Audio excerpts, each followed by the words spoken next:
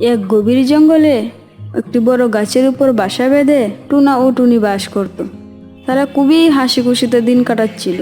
তাদের মধ্যে টুনি খুবই সহজ সরল, আর অন্যদিকে টুনা অতি চালাক ও অলস। সে সারাদিন শুয়ে বসে দিন কাটাতো। একদিন সকালে তারা খাবারের খুঁজে বের হয়। অনেক দূরে যাবার পরেও তারা কোনো খাবারের সন্ধান পেল না। যেতে যেতে তারা এক ঘরের ভিতরে প্রবেশ করলো। ঘরের ভিতরে প্রবেশ করে তারা দেখলো এক বাটিতে চাল আর এক বাটিতে ডাল রাখা আছে। ডাল চাল দেখে টুনা বলল, টুনি দেখো, ওইখানে ডাল চাল রাখা আছে। চলো আজ আমরা খিচুড়ি রান্না করি। তাছাড়া তুমি তো ভালোই খিচুড়ি রান্না করতে পারো। হ্যাঁ, তাই করলেই ভালো হবে। তাছাড়া আমাদের কাছে আর তো কোনো উপায় নেই। এক কাজ করি, এই ডাল চালগুলো আমাদের বাসায় নিয়ে যাই, সেখানে রান্না করলেই ভালো হবে। হ্যাঁ হ্যাঁ, তাই করি। টুনা আর টুনি ডাল চাল নিয়ে জঙ্গলের ভিতরে আসে এবং খিচুড়ি রান্না শুরু করে দেয়। কিছুক্ষণ পর খিচুড়ি থেকে অনেক ঘ্রাণ বাইর হতে লাগলো। টুনা চালাক ও অলসের সাথে সাথে লুবিও।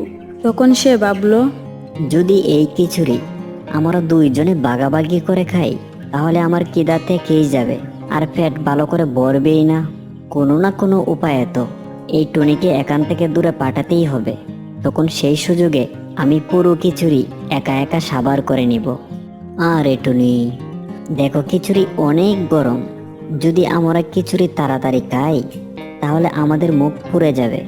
খিচুড়ি যতক্ষণ ঠান্ডা না হবে ততক্ষণ আমাদের অপেক্ষা করতেই হবে। আর আমাদের খিচুড়ি ঘ্রাণ অনেক দূর পর্যন্ত চলে গেছে। এই ঘ্রাণে যদি অন্য কেউ এসে আমাদের রান্না করা খিচুড়ি খেয়ে যায়, তাহলে আমাদের ক্ষুধা পেট ক্ষুধাই থেকে যাবে। তাই আমি বলছিলাম কি, তুমি না হয় চারদিকটা একবার ভালোভাবে দেখে এসো।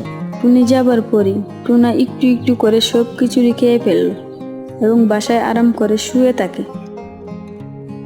কিছুক্ষণ পরে টুনি এসে দেখলো খিচুড়ি রান্না করা পাত্রটি সম্পূর্ণ খালি অবস্থায় মাটিতে পড়ে আছে এবং টুনা আরামের সাথে বাসায় ঘুমাচ্ছে।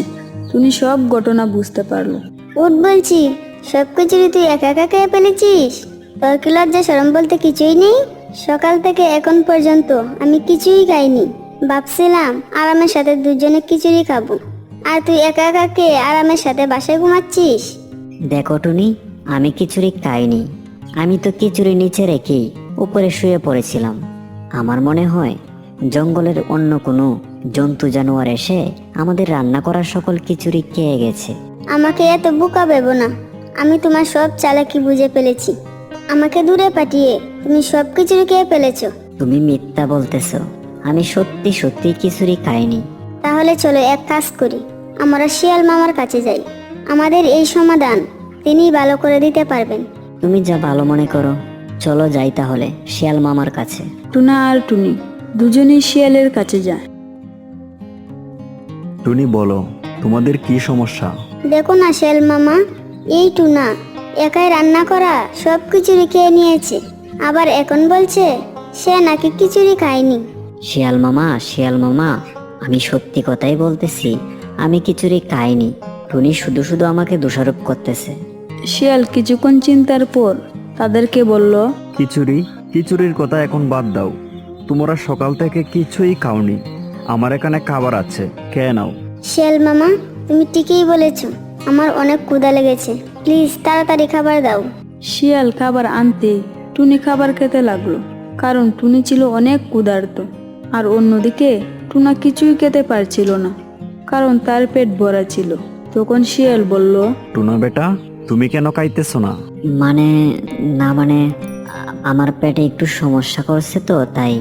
হা হা হা। টুনা, তাহলে কি তোমার জন্য ডাক্তার আনবো? তাহলে বন্ধুরা, এই গল্পটি থেকে আমরা যে বিষয়টি শিখলাম, মিথ্যা কখনো চাপা থাকে না, সত্যির জয় সবসময় হয়।